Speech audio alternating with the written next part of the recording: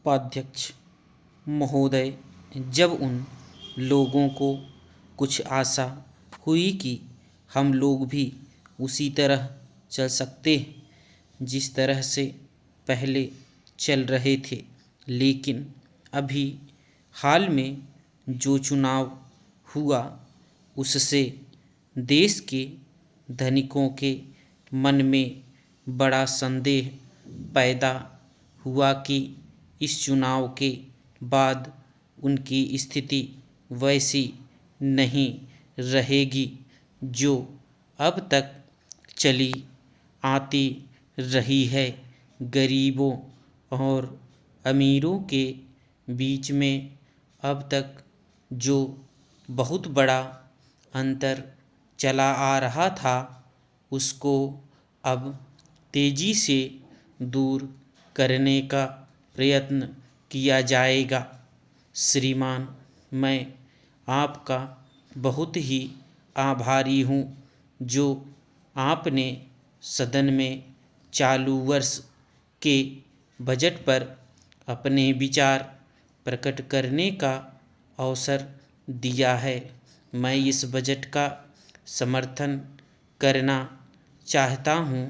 श्रीमान, मैं सबसे पहले अपने दल के नेता प्रधानमंत्री को इस बात के लिए बधाई देना चाहता हूँ कि उनके नेतृत्व में देश में कांग्रेस दल को स्पष्ट बहुमत मिला और इसके फलस्वरूप यहाँ पर केंद्र में एक ऐसी सरकार का गठन हुआ जो कि देश में वास्तव में समाजवाद लाना चाहती है।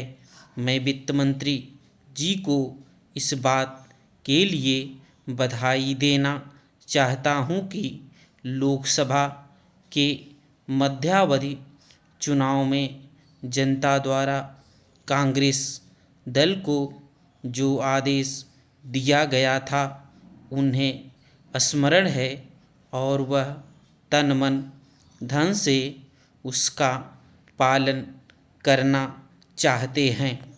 वह आदेश था देश में सामाजिक और आर्थिक विषमता दूर करने का, देश से गरीबी, बेकारी और बेरोजगारी को हटाने का और देश के जो पिछड़े हुए हिस्से हैं उनका पूरा विकास करने का, साथ ही साथ इस बात का भी आदेश था कि देश के अंदर इस प्रकार की सामाजिक और आर्थिक व्यवस्था पैदा की जाए जिसके अंतर्गत जनता शोषण से मुक्त हो सके।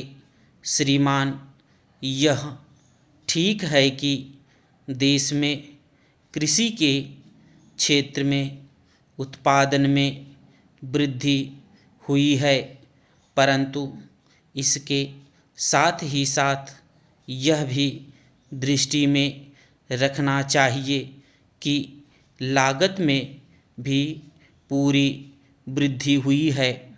इसके लिए आवश्यक है कि सिंचाई के साधन बढ़ाए जाएं और अधिक उन्नत बीजों का प्रयोग किया जाए।